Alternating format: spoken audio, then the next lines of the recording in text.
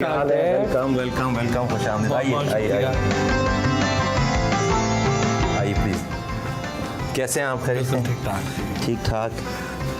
बहुत बहुत शुक्रिया मुस्तफ़ा भाई, माय प्लेजर जी, बहुत शुक्रिया आपके आने का, बहुत शुक्रिया। थैंक यू वेरी मच, शुक्रिया।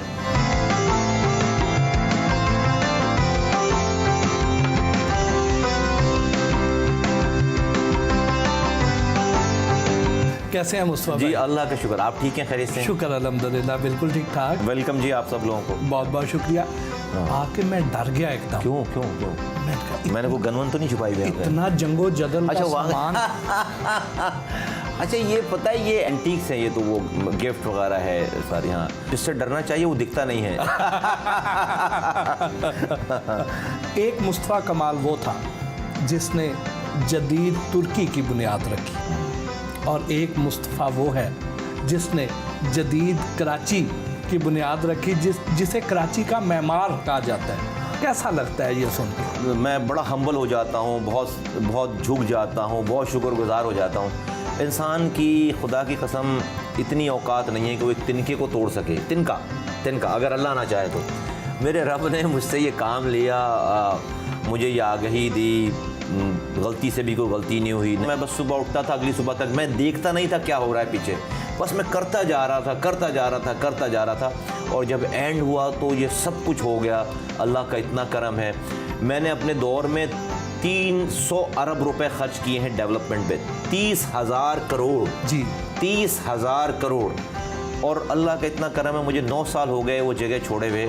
मेरे मुखालफीन बैठे हुए सियासी, मुझ पर आज कोई 3 रुपए भी हराम कमाने का इल्ज़ाम, चोरी करने का इल्ज़ाम अल्हम्दुलिल्लाह नहीं लगा सकता। ये मेरी सबसे बड़ी ताकत है, ये मेरा सबसे बड़ा वेपन है जिसे कहते हैं। जिसने 300 अरब रुपए अपने हाथ से खर्च किए हों, इतनी बड़ी ट्रांजैक्शन की हो, और उसे घर किराए पे कोई ना दे। हाँ, ये इम्तिहानात से अल्लाह ताला गुजारता है। मुझे भी थोड़े इम्तिहानात में डाला, और लेकिन मुझे उसी ने हिम्मत दी कि मैं जो है वो अपने रास्ते पे रहा। मैंने अपना ईमान नहीं बेचा, और अल्लाह का शुक्र है कि उसके बाद अल्लाह ताला ने इतने रास्ते खोले मेरे लिए, हलाल रोज़गार दिया मुझे, मेरी सोच से ज़्यादा मुझे रोज़गार दिया, मुझे सुकून दिया, मेरे बच्चों के ज़रिए, मेरी बीवी के ज़रिए, मेरे बहन भाइयों के ज़रिए, मेरे अच्छे दोस्तों के ज़रिए। और आज मैं जितना भी उसका शुक्र अदा करूँ कम। आपका मिजाज ऐसा है कि आप कहते हैं कि जल्दी से जो आपने सोचा है वो फ़ौरन कर गुजरते हैं। मुझे ये होता है कि बस सही काम को बस हो जाना चाहिए, और सही काम, इसलिए कि जब तक वो नहीं होती वो चीज़, तो फिर वो बेचैनी रहती है कि बस ये जो टाइम गुजर रहा है, ये वक्त ज़ाया हो रहा है, ये लॉस हो रहा है। इस टाइम में हम वो सही काम कर लें तो उसके फ़ायदे होना शुरू हो जाएं। मुझे ऐसा होता है कि बस जो सही काम है उसके लिए फिर सुबह नहीं इंतज़ार करना है। अब ये रात है ना, ये रात सोने के लिए नहीं है। जागो, खाना खाने का टाइम, मरेंगे नहीं खाएंगे तो कोई मसला नहीं है, बगैर खाना खाए काम करो। ये जो आप में इतनी अच्छी एडमिनिस्ट्रेटिव स्किल्स हैं, और उसके साथ साथ ईमानदारी आपके अंदर जो कूट कर भरी हुई है, ये तरबियत किसने की? अनीस अहमद साहब ने या जमीला बेगम ने? मैं समझता हूँ कि जो वो वालिद और वालदा दोनों का इसमें रोल है। वालिद साहब खामोश तबीयत थे, वालदा वॉज एन इंस्टीट्यूशन। और मेरी वालदा का बड़ा जबकि मेरी इतनी कम्युनिकेशन हमारे यहाँ नहीं होती थी वालदैन से इतनी ज़्यादा, but she was a great lady. सबकी माँ खैर माँ होती है, लेकिन मैं समझता हूँ कि मैंने बहुत सारी चीज़ें जो है वो वालदा से ज़्यादा सीखी हैं। हिम्मत और हौसला, और शी नेवर कंप्लेंड, और हमेशा जो है वो मेरे बुरे से बुरे वक्त में आई नेवर थॉट कि she would turn out to be that sort of lady.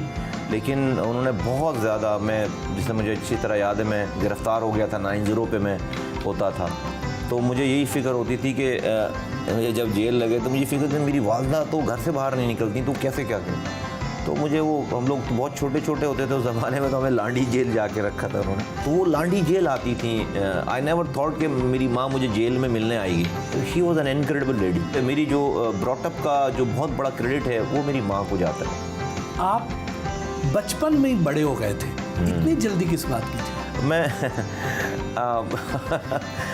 वाकई इतनी जल्दी तो होनी नहीं चाहिए। नहीं, मुझे जल्दी नहीं, असल में मैं अपने घर में बड़ा था, मिडिल क्लास फैमिली, अपने घर की, अपने माँ बाप की पहली औलाद। तो एक मिडिल क्लास फैमिली की जो प्रॉब्लम्स होती हैं कि वालिद की मदद करनी है, वालिद अकेले कमाने वाले हैं, तो उनको जो है वो उनको सपोर्ट करना है। मैं बचपने में भी बचपने वाली हरकतें जो है वो, मैं सीरियस बच्चा था। फिर 8वीं 9वीं क्लास से इस एमक्यूएम में शामिल हो गए थे। उस ज़माने में भी, बचपन में भी सीरियस अंदाज में कि नहीं यार, ये तो बड़ी जुल्म और ज़्यादती की बात हो रही है, और जो एक आदमी जो बात कर रहा है हमारी ही बात कर रहा है, तो जो है वो कुछ भी हो जाए बस वो करना है, लगना है, और उसके लिए कुछ भी फेस करना है। तो वो भी एक सीरियसनेस आ गई थी। तो हम लोग चूँकि एमक्यूएम में चले गए थे, तो हमें अपने आप को प्रेजेंट करना होता था कि भाई हम अबव ऑल लोग हैं अब। तो और फिर ऑपरेशन शुरू हो गए, फिर हालात हो गए, साथ के लोग जो है वो उठने बैठने वाले, फिर 92 का ऑपरेशन शुरू हो गया, फिर किलिंग शुरू हो गई, एक्स्ट्राजुडिशियल किलिंग, फिर साथ के बहुत सारे लोग जो है वो जिनको जानते थे वो मारे गए, मर गए। फिर वो एक मिजरी, इसकी एक ना रुकने वाली दास्तान। तो ज़िंदगी में कोई वो जैसे कहते हैं ना कि तफरी करने का टाइम, कोई वो नॉन सीरियस एक्टिविटीज़ करने का टाइम, वो आए नहीं मेरी लाइफ में। कभी कमी महसूस नहीं होती कि वो बचपना, बेफिक्री, उसमें लाउबालीपन, बंदा ज़रा अपनी लाइफ को उस एज में एंजॉय करता है, बाद में तो फिक्रें शुरू हो जाती हैं, उसको मिस नहीं करते आप? बल्कि आपकी चाय भी आ गई है, जी, आप चाय ले लीजिए। जी बिल्कुल, मैं थैंक यू, मैं करता हूँ मिस। हाँ, मैं मिस करता हूँ उसको, और मैं चाहता हूँ कि मेरे बच्चे उस फेज़ से ना गुजरें जिस फेज़ से मैं गुजरा हूँ। मेरे बड़े बेटे में, और मैं इसी तरह की अब पिछले 1-8-1.5 साल से वो भी सीरियस बच्चा है, और मैं चाहता हूँ कि वो इतना सीरियस बच्चा नहीं रहे, लेकिन आई थिंक ये कोई शायद डीएनए है इस तरह का हमारा। तो मैं यकीनन मिस करता हूँ उसको, और had I been given an opportunity, तो मैं शायद उसको जो डिफरेंटली जीता इस लाइफ को थोड़ा सा। किसको पहला आइडियल माना आपने? जैसे ही होश संभाला मैंने, तो मैं अल्ताफ़ हुसैन साहब को देखकर एमक्यूएम में गया, फिर ग्रेजुअली पर्दे उठते चले गए। तो उनको हमने 5 साल लगाए मैंने ठीक करने के लिए। मैं लंदन जाता था, मैंने जाकर पैर पकड़ लिए उनके, और मैंने उनको रिहैब सेंटर दाखिल कराया, जहाँ पर डिटॉक्सिकेट करते हैं नशावर लोगों का, जहाँ पर इलाज होता है। फिर हमने 48 डेज़ उनका इलाज करवाया, लेकिन वो आते थे 2-3 महीने ठीक रहते थे, फिर उसी तरह हो जाते थे। फिर डेफिनेटली उन्होंने फिर हमें अवॉइड करना शुरू कर दिया। मुझे 6 महीने हुए थे सेनेटर के। आपको पता है लोग 40 करोड़ रुपए खर्च करते हैं सेनेटर बनने के लिए पाकिस्तान में। तो मैं समझता था कि अब अगर मैं साथ रहूँगा अपनी जान बचाने के लिए, तो मुझे अल्लाह ताला मरने के बाद पूछेगा। तो मैं अपने बच्चों को लेके बगैर किसी को बताए मैं अमेरिका चला गया था, और मैंने छोड़ दी पार्टी। वो दिन है और आज का दिन है, मेरा अल्ताफ़ हुसैन साहब से कोई ताल्लुक़ या कोई वास्ता या कोई कांटेक्ट नहीं हुआ आज तक। आपने फिर बाहर जाके क्या किया? मैं 6 महीने तक, 2 महीने में रहा अमेरिका में।